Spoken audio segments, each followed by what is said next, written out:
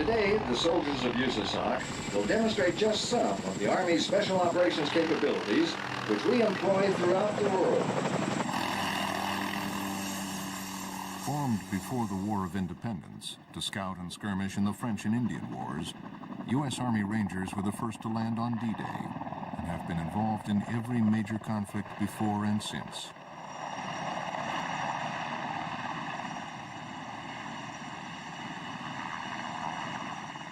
In 1993, the Rangers were deployed in support of a United Nations peacekeeping operation in Somalia, on the east coast of Africa.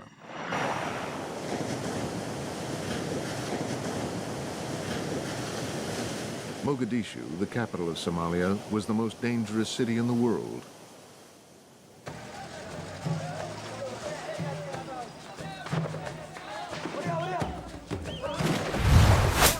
"14 armed factions, each led by its own warlord, were fighting to dominate Somalia. Teenage gunmen, high on a local narcotic called khat, spread terror in their so-called technicals, pickup trucks mounted with heavy machine guns. The armed groups would overrun Mogadishu and had a free reign.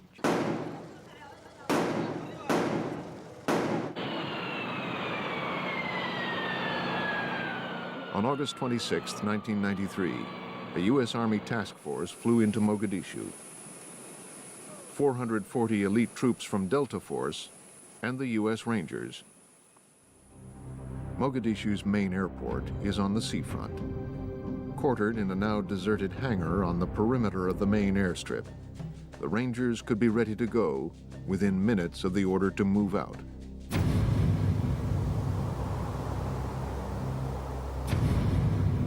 About 1 minute, you'd see everybody just putting all their stuff on, and I'm taking my weapon, the weapon that I know I can use. Make sure your gun's ready. Put another coat of oil on it if you have to. Get your ammo. Got our ammunition, LCE, K-pot. Each person had their own assigned weapons, and some people carried explosives, some people carried laws. You know, everybody had their little thing. You know, I check my radio, make sure the battery's good and so forth. Check weapons, make sure everything's good to go. Right at that point, that's when you lock and load, and you just click that chamber back, and you know, you feel that round going in that chamber. I'm like, wow, I'm ready. You know, you hear the rotary, you smell that fuel.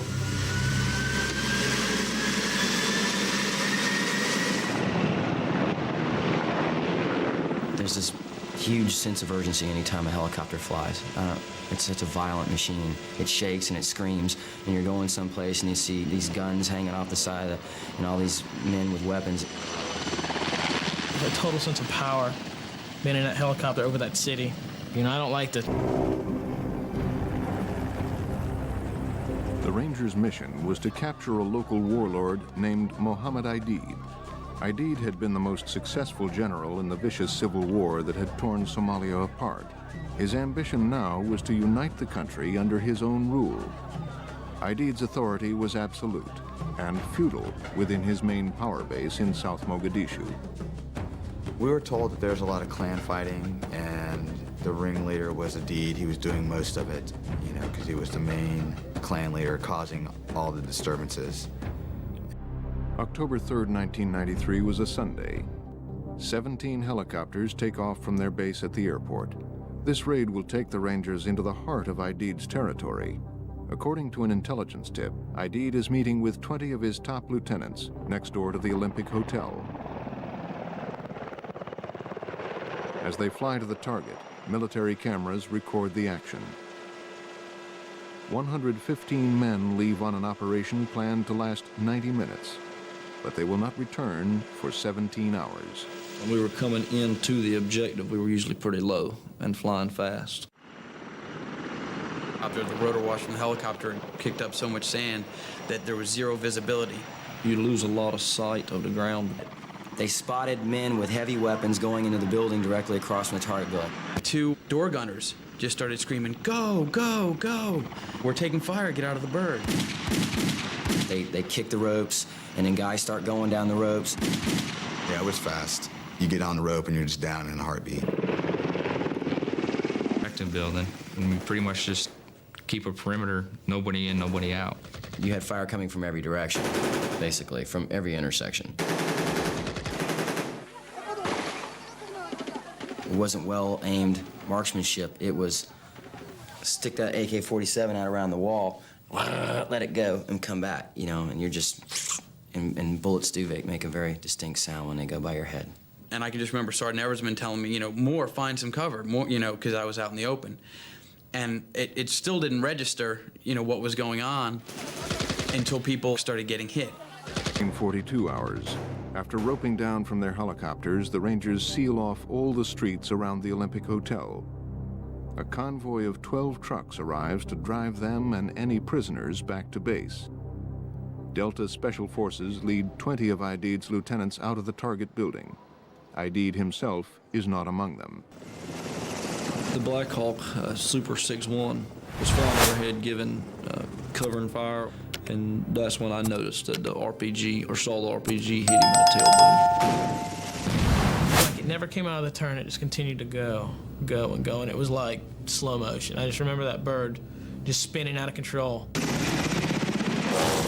So since I had the radio, I called to, you know, let everybody know. I go, be advised, we have a bird down. We got a bird down.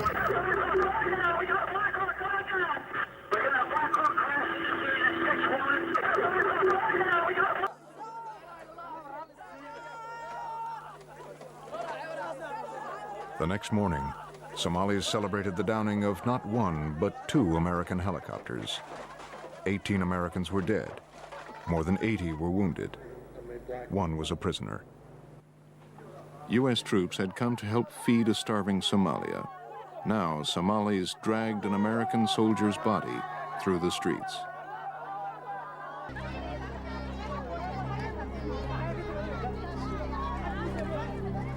The story of what happened that brutal Sunday began 1 year earlier, when the civil war in Somalia led to famine on a biblical scale. There were people with gunshot wounds. There were young children, women just lying waiting to die, really emaciated. There would be mounds of dead bodies waiting to be buried. We were doing 300 or 400 a day. Every American has seen the shocking images from Somalia. The scope of suffering there is hard to imagine. Only the United States has the global reach to place a large security force on the ground in such a distant place quickly and efficiently, and thus save thousands of innocents from death. The Marines hit the beach. Operation Restore Hope was the last hurrah for George Bush, who had only 6 weeks left in office. In a show of force, President Bush ordered 25,000 troops into Somalia. Can you tell me what it was like coming in today? A little bit scared, sir. Describe what was happening when you were coming in and how you feel now about being in Somalia. I feel great being in Somalia and trying to help the people, sir. We were quite wary about confrontations.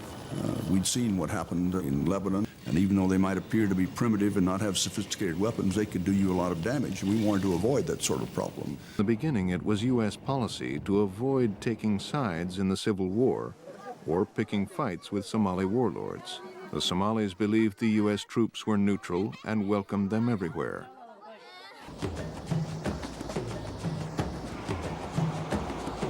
Food aid had been flooding into Somalia, but getting the food to the starving was difficult and dangerous. Food convoys needed armed guards. Almost every day, food convoys were being looted. Our warehouse was attacked at one point almost every night.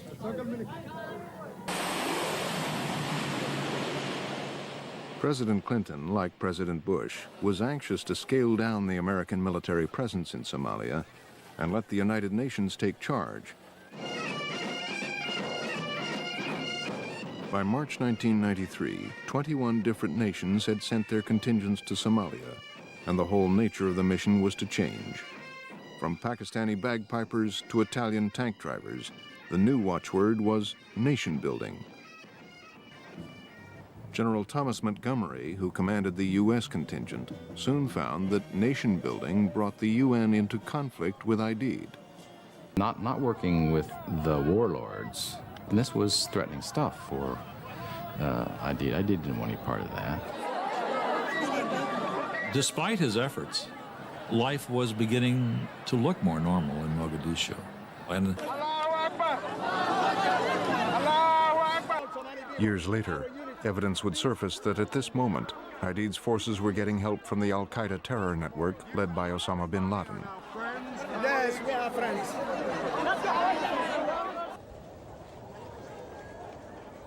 In 1993, bin Laden was living nearby in the Sudan. He and other Islamic extremists were reportedly deeply upset by the U.S. military presence in Somalia and determined to do something about it.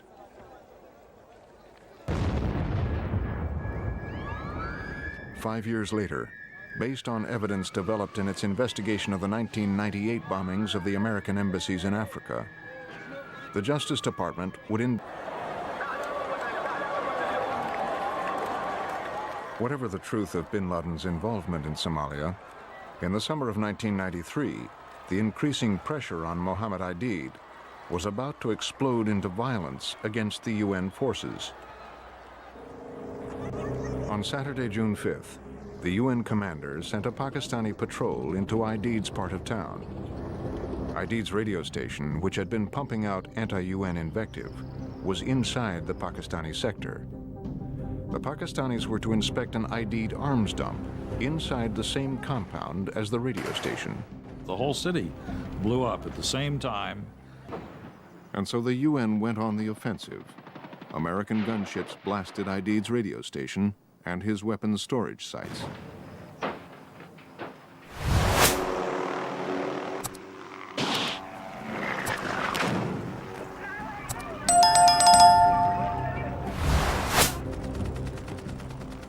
The UN peacekeepers had crossed a line. Attacks on Aidid had dragged the United Nations into Somalia's civil war. Aidid concentrated his attacks on the Americans. So the U.S. decided to deploy an elite unit capable of locating and seizing the warlord. In August, Task Force Ranger commenced operations over Mogadishu. In the city, they didn't care for us.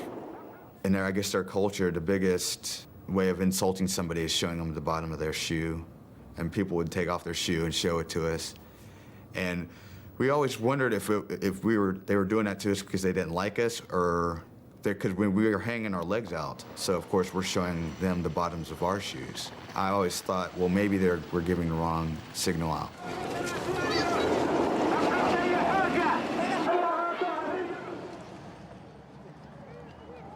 Accurate intelligence was vital if the Rangers were to hunt down Aidid in the teeming streets of Mogadishu. The code name for our intelligence source, I believe, was Lincoln. Basically, what he was going to do was, when he was in proximity to Aidid, he was going to alert us somehow. People were wondering, okay, is he giving us the correct information, or is he, giving us bogus information? We're not really sure. I mean, that's what I was thinking, I wasn't sure. They did not have good intelligence for locating General Aidid. They never came close to him. The Somalis they used for intelligence, we used them. We used the same Somali informers that they used. We knew who they were. We knew where they were. We knew them. Negative, Cheetah, but it looks like we're going to have no choice but to go port road, given what we've run into on the other routes. This video was shot by a team of CIA operatives in Mogadishu. The CIA station chief believed his intelligence was so accurate that he had been the first to urge Washington to send what he called a SWAT team to snatch Aidid. But in practice, the CIA bureaucracy didn't work so smoothly. Then on Sunday, October 3rd, at 1350 hours, the Rangers received a piece of urgent intelligence. October 3rd, 1993 was a Sunday, a day off. By now, the Rangers had spent 39 days in Somalia and had launched several unsuccessful raids in their hunt for Aidid, whom they codenamed Elvis. Did we inflict on their side? The Red Cross would later estimate Somali casualties at 1,000. The Somalis themselves say 350 of them were killed. After a short drive through the dangerous streets of Mogadishu, the armored car arrives at the stadium 17 hours after the Rangers had roped into South Mogadishu. Now it was time for the Rangers to count their own dead and wounded.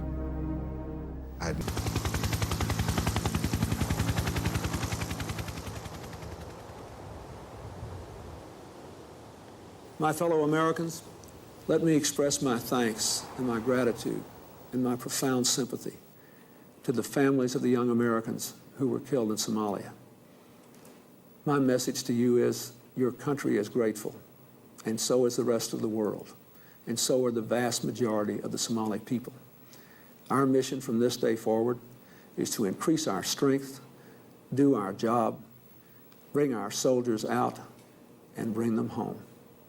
Thank you, and God bless America. Within days, President Clinton made the decision to cut his losses. American troops were to be withdrawn from Somalia. The hunt for Aidid was abandoned, and U.S. representatives were sent to resume negotiations with the warlord.